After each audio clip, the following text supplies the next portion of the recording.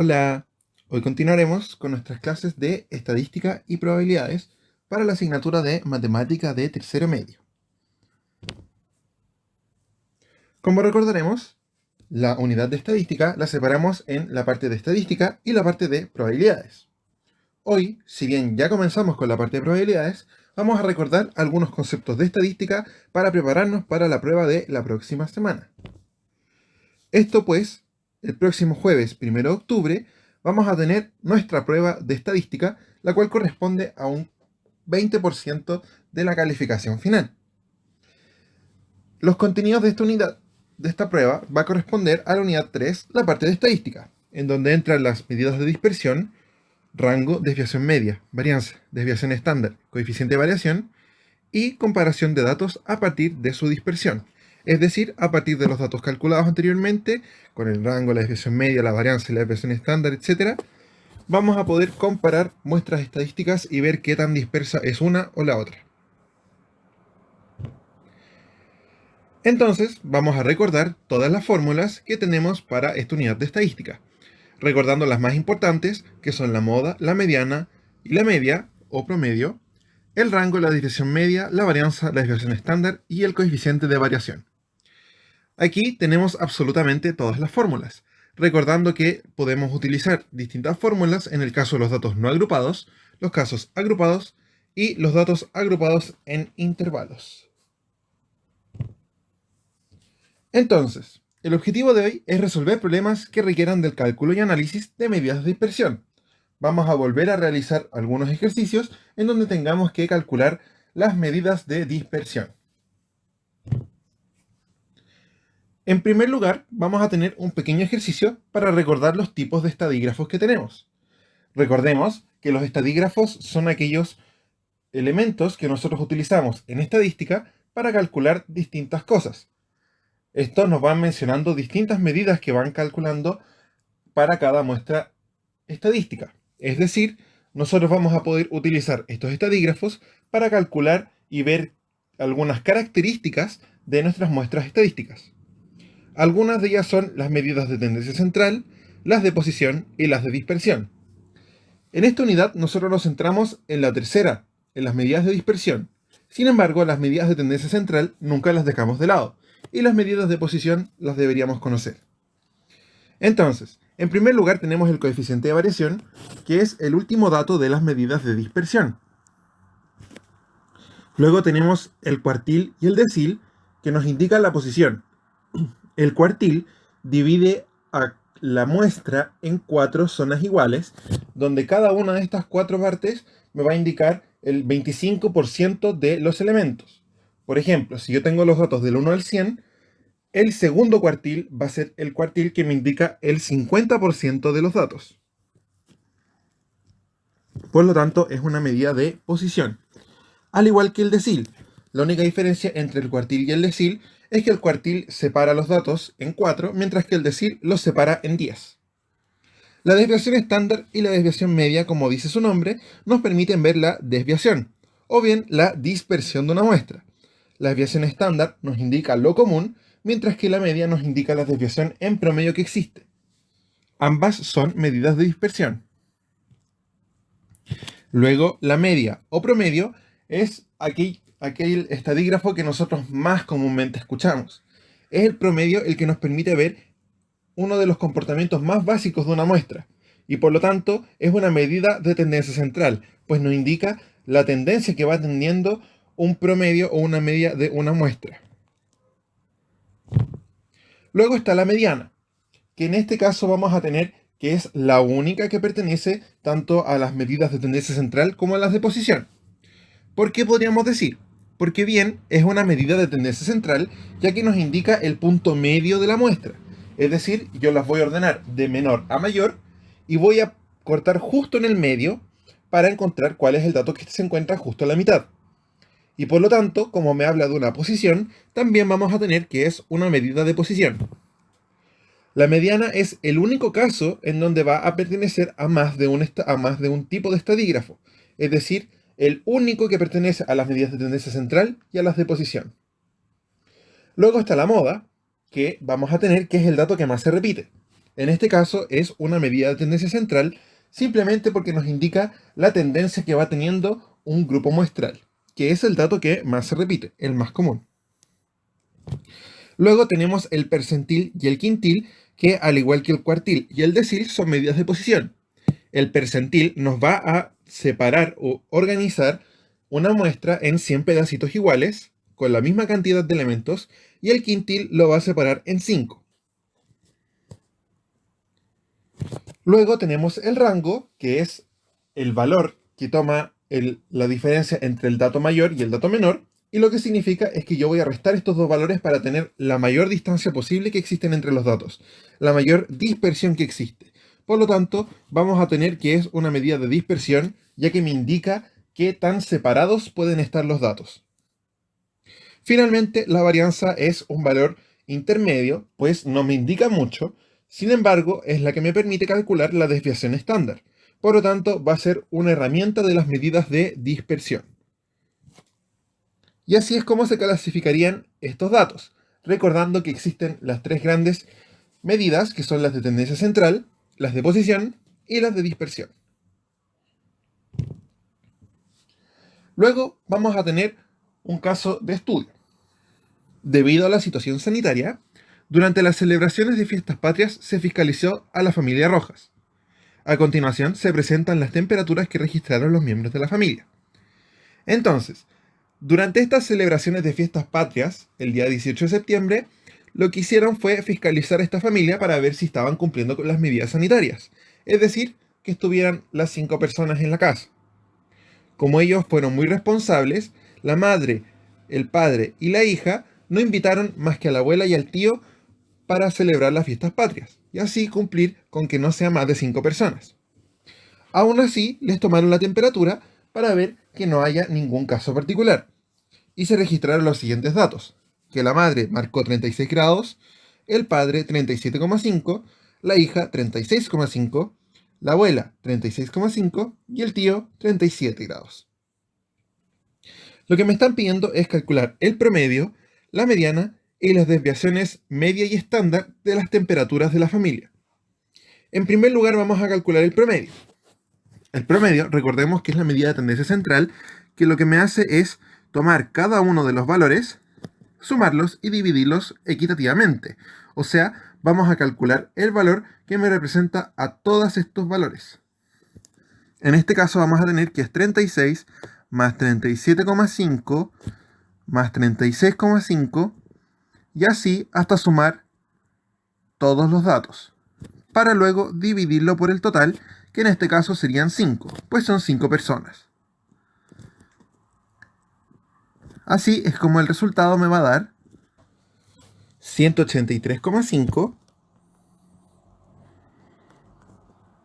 que si yo lo divido por 5, me va a dar como resultado 36,7. Entonces vamos a tener que el promedio es 36,7. Luego me pide calcular la mediana. La mediana, recordemos que es el dato que está justo a la mitad. Como en este caso tenemos que son una cantidad impar, vamos a tener que el dato que se encuentra en la mitad va a ser un único número.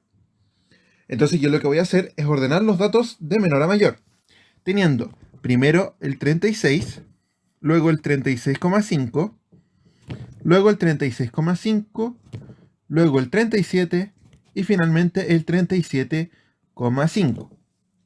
Entonces nos podemos dar cuenta que el dato que está a la mitad es 36,5, que corresponde a la temperatura de la hija y la abuela. Entonces vamos a tener que la mediana va a ser en este caso 36,5, mientras que el promedio es 36,7. Luego tenemos que calcular las desviaciones media y estándar de las temperaturas de la familia. Para eso, yo lo que voy a hacer es calcular primero las distancias que existen entre cada uno de estos datos con el promedio. ¿Por qué voy a hacer eso? Porque la única forma de medir esta distancia es precisamente con la desviación de cada uno de los valores. Entonces, la distancia que existe entre el 36 y el 36,6, que es el 7, que es el promedio, es 0,7. Entre el 37,5 y el 36,6, tenemos en este caso 0,8 de distancia. Entre el 36,5 y el 36,7 hay 0,2 de distancia. Entre el 36,5 y el 36,7 también hay 0,2 de distancia. Y finalmente, entre el 37 y el 36,7 vamos a tener 0,3 de distancia. Entonces, estas son las distancias que existen entre cada uno de los datos con el promedio. Esas distancias yo las voy a calcular en promedio y vamos a tener entonces la desviación media, que se escribe como desviación media. Entonces vamos a tener el promedio entre 0,7, 0,8 y así hasta sumar todas las distancias, que si yo lo hago con calculadora va a ser 0,7 más 0,3, 0,1, 2, 2,2. Pero todo esto yo lo tenía que partir en 5 porque es un promedio. Entonces vamos a tener que el resultado es 2,2 dividido 5, lo que da un valor de 0,44. Y para calcular finalmente la desviación estándar, primero vamos a tener que calcular la varianza. La varianza equivale al promedio, pero en lugar de tomar las distancias, vamos a tener las distancias al cuadrado. O sea, cada uno de estos valores yo los voy a elevar al cuadrado. Así voy a tener que sumar 0,7 al cuadrado. ¿Ya? Aquí en lugar de poner desviación media voy a poner varianza.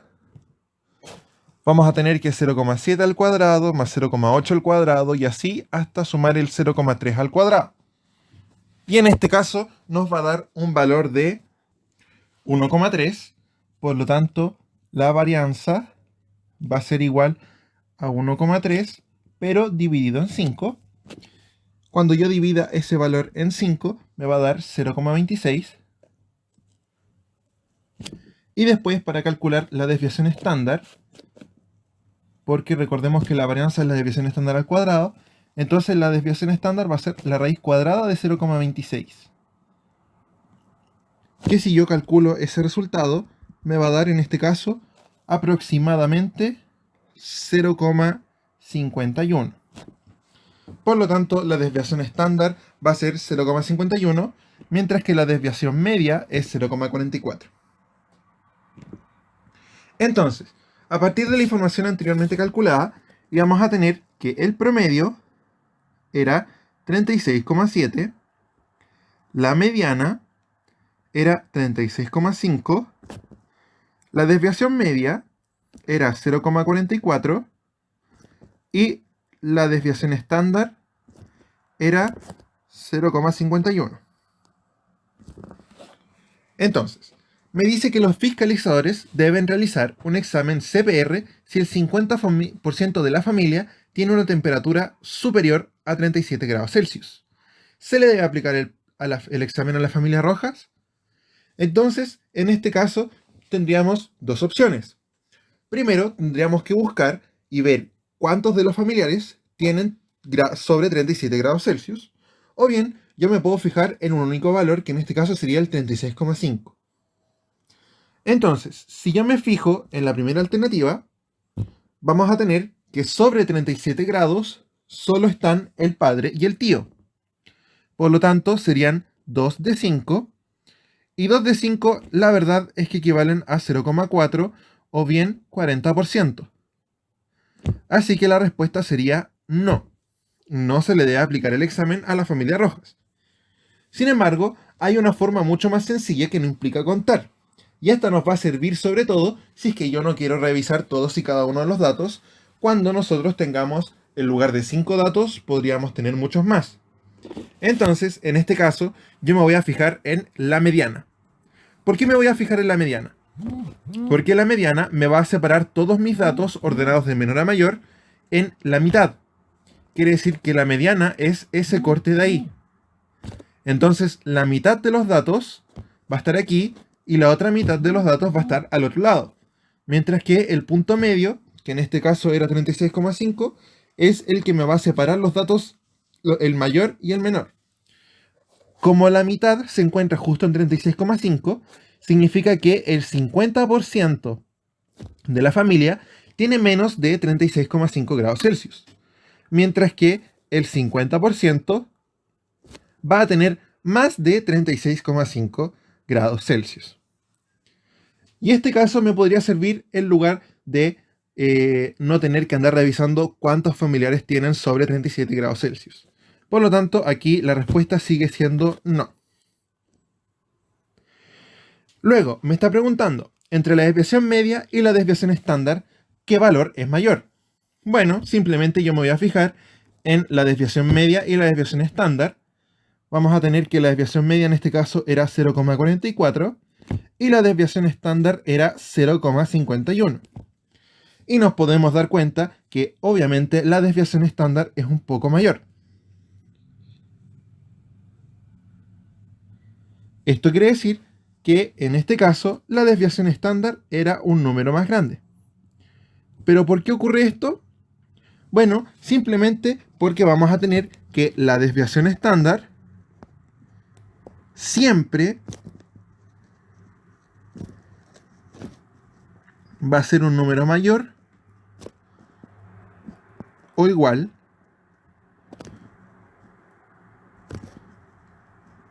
a la desviación media. Entonces vamos a tener que siempre se va a cumplir esta desigualdad donde la desviación estándar va a ser mayor o igual. Siempre, siempre, siempre, siempre. Da lo mismo cuál sean los datos.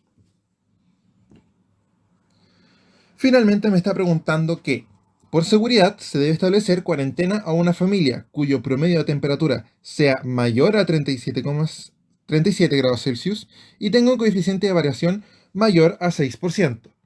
¿Se debe aplicar cuarentena preventiva a la familia Rojas? Bueno, vamos a darnos cuenta que en este caso tenemos una I.